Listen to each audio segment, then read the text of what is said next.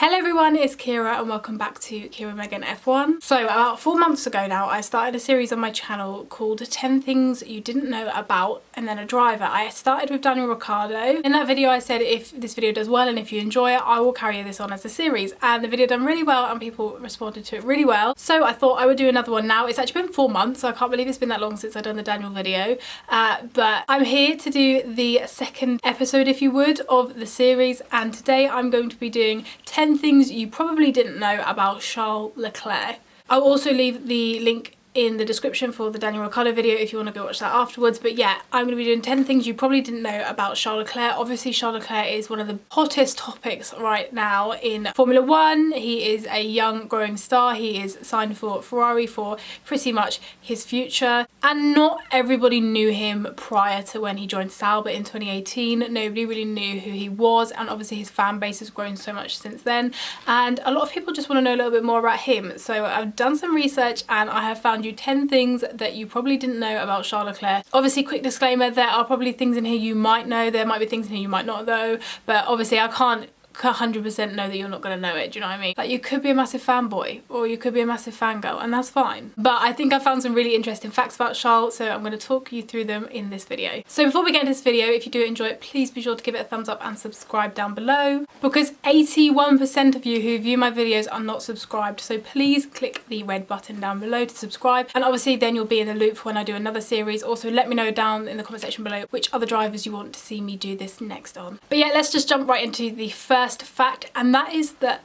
the late Jules Bianchi is actually Charles's godfather. Now, I know that sometimes this is either a fact that you definitely know or this is a fact that you don't know, but a lot of people just think that they were friends. Obviously, they were kind of at a similar age, and you wouldn't always expect for someone like Jules to be Charles's godfather. Both of their families became super close when they were younger, and Jules actually became Charles' godfather, which I just think is the nicest thing. I think there was, you know, there's a difference between being really close friends and, you know, practically being brothers, but actually the fact that Jules was his godfather is just the nicest thing. And that's a common misconception that people just think, oh, their families were just really close, but actually Jules was and is the godfather for Charles. So the second fact is that Charles actually started competitively competing in karting in 2005, and he went straight into the PACA, which is basically the South of France karting championship, and he won the championship straight away. That was in 2005, he was 7 years old, and he won it again in 2006 and in 2008.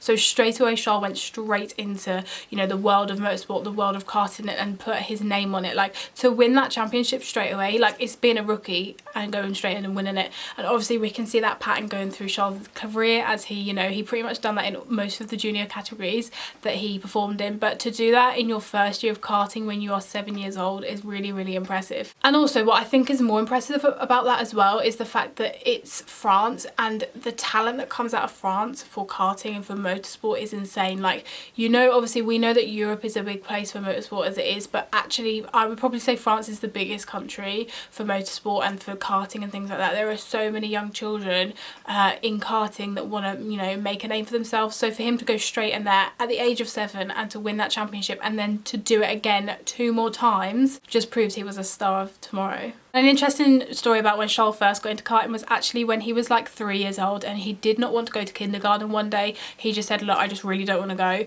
So he pretended to be ill and pretended that he had a temperature, but his dad quickly realised that he definitely wasn't unwell. So instead, Herve was actually really nice about it, and he took Charles to go to Philippe, I think it's Philippe, which is Jules' father's track. He had his own karting track, and he took him there to go karting, and that was the first day Charles ever went karting, and obviously we've realised that he since loved it. Now the third fact is really interesting, and I think a lot of people don't know this, because I think a lot of people saw Charles Leclerc come straight into Formula 1 in 2018 with Sauber, but he actually done 2 FP1 sessions in 2016. He was around 17 to 18 years old at this stage, so he was still really young, and he'd done these FP1 sessions for Haas. So yeah, he done these FP1 sessions very young. He just got signed up to the Ferrari Junior Academy, and that is obviously why he was doing it with Haas, because there are links with Ferrari and Haas. And Charles got an amazing opportunity to do those FP1 sessions in Hockenheim and in Silverstone, and a lot of people don't remember it, and even myself personally, I don't remember this either. I don't remember seeing his name, but I think back then I wasn't really as big on watching like FP1s, and I don't think I actually had the facilities to even watch it back then, but he did do those sessions.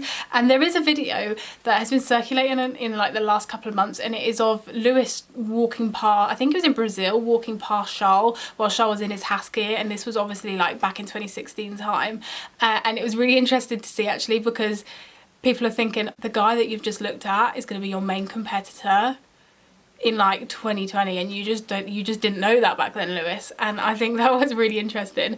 But the rumours in 2016 were that rather than Charles going to F2 in the next year, which he inevitably did, he was going to join Haas straight up into Formula 1. At the time he was in GP3, but that quickly got shut down, and Gunther basically, I guess it was Gunther's decision to actually not take Charles on. Obviously I don't know whether he'll regret that now, seeing what he's done, but yeah, instead he went up to Formula 2. Obviously we know he absolutely dominated, and then went up with Sauber the next year. But I just think that's really interesting that this young talent of Charles Leclerc, that we all know now to literally being the best driver, or one of the best drivers in the world right now, had the opportunity a year earlier to come up into Formula 1, and technically he was declined. So this is quite an interesting one, fact number 4, and this is about race numbers. So obviously we know in the junior formulas you cannot pick your number, you get assigned a number. They tend to just go 1, 2, 3, 4, 5, 6, whatever. So you get whatever number you're given, but we now know that in Formula 1 you can pick your own number, which I love personally.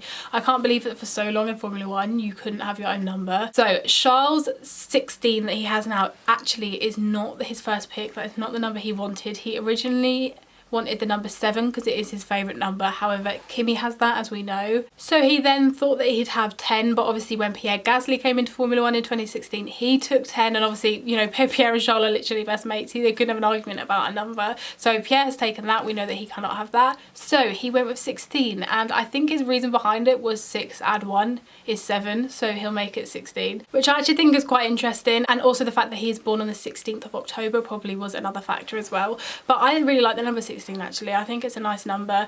I do like even numbers, and I just think it's a nice number, so I don't think he's picked a bad number at all. I definitely prefer 16 to 7, not anything to do with Kimi, I just think the number looks nicer in a way. So Charles' late father Hervé was actually a driver as well. Obviously we know there's a lot of famous names in Formula 1. There's Nico Rosberg, Kevin Magnussen, there's a lot of juniors like Mick Schumacher, David Schumacher, Sebastian Montoya, Enzo Fittipaldi. There's all these names that are coming up that are juniors that had either fathers or grandfathers or whoever in the sport. And I think that a lot of people didn't know that Hervé actually did compete as well. He only got to the level of Formula 3, but he did compete for quite a few years in that category. So I will read out exactly who he raced for and what he done. So across 5 years, he in total done 22 races for Formula 3. Now, I don't know whether he was in for the whole season for, you know, every single year. I'm not sure how many races they done back then, but he did do 22 races in total.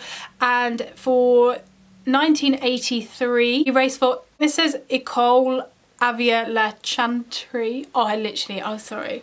I do not have a very good accent, if you wish. So in 83 he drove for them, and that was a Toyota. In 86 he drove a Alfa Romeo, and that was for Jackie Carmington. In 87 he drove a Volkswagen, and that was for Patrick Jarming. I'm absolutely butchering this.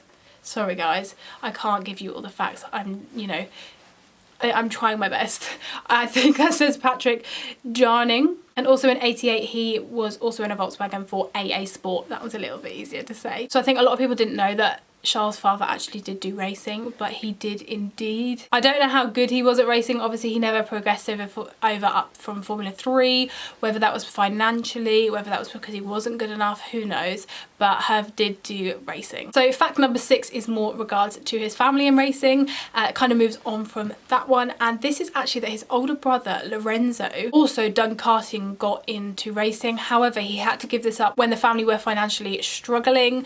Obviously we know that they had Lorenzo in karting, they had Charles in karting, and they had Arthur in karting as well. So inevitably that is going to be very, very, very difficult to financially support, and obviously having 3 young talents is really difficult. And what actually happened is Lorenzo stopped racing, he stopped competing, and so did Arthur. And I think that a lot of people didn't know that Arthur stopped as well, but he did. I think people think that Charles, you know, is the older brother, and then Archer also followed in his footsteps, but actually he didn't. Lorenzo is the older brother of both of them, and he done racing too, and I think it's actually really unfortunate for Lorenzo, because obviously Charles was able to then pick it back up when times got better, and then Archer was actually then able to also come back as well. He did have like a couple of years break, but then by then Lorenzo was too old and he'd moved on with his life, and it must be difficult for him to look back and think, wow, both of my brothers are doing absolutely amazing in this sport, you know, that could have been me. Obviously I'm really glad that Archer picked it back up again and he has carried on, and obviously Charles Leclerc, we know, is an absolute phenomenon. So the 7th fact is more to do with Charles racing again, and it was when he had his single-seater debut. His first ever single-seater debut was in 2014, and it was the Formula Renault Alps series. Now he'd done this with a lot of other names as well. There's actually quite a few names in here. There was Pietro Fittipaldi, George Russell, Ben Bardico, Martin Kodrick, Nick Cassidy. I think even Jack Aitken done a little bit of it as well. So there was a lot of big names in that series back in 2014. He still came in and made his mark. He came second to Nick de Vries. Obviously we know Nick de Vries, he won the Formula 2 championship last year. He's now racing for Mercedes in Formula E. So it's really interesting to look back at these drivers that you look at now and then realise, wow, you were literally doing that together like 6 years ago. It's really crazy, but that's a really interesting fact. There was some really big names in that series and a lot of them have made it. And I think one fact that really stands out from this series was actually a weekend when they were going to race in Jerez, and it was the same weekend that Jules Bianchi had his crash in Suzuka in the Formula 1 race. And I think it just shows Charles' strength to carry on, because obviously he had heard of the news, but he still went out there and raced, and he actually ended up on the podium that weekend, which I just think is so strong. It's so amazing.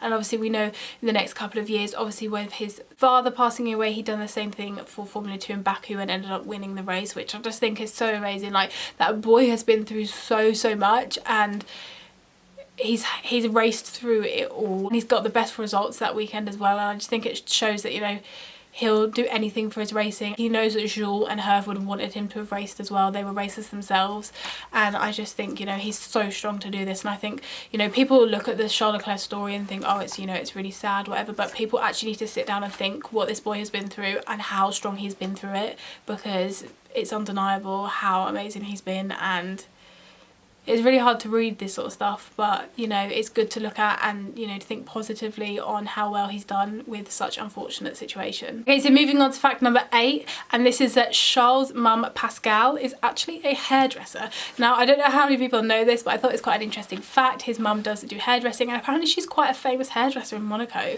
She does a lot of people's hair. Obviously, a lot of the drivers live in Monaco, so I think she does a lot of their hair. I know for a fact she does David Coulthard's hair. She does that on the reg. So I don't even want to think how many other drivers she does their haircuts for. Obviously Charles always got a nice haircut, Arturo's always got a nice haircut, so she's doing a good job. I actually tried to search her to see whether I could find like a business for her, like a business website or something, but I couldn't find anything.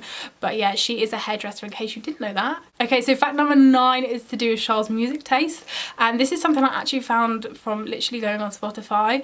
I don't know what it is. I think it's just if you follow someone on Spotify, you get all of the songs that they've recently played, which is really weird. But I've gone onto Charles' Spotify and I've had a look at his music taste. There's a lot of drivers in the paddock that we know their music tastes for. I think Lando's got a quite diverse music taste. We know that Lewis is more into American hip hop rap. We know that Daniel is into like kind of like heavy metal country type vibes, like that type of music.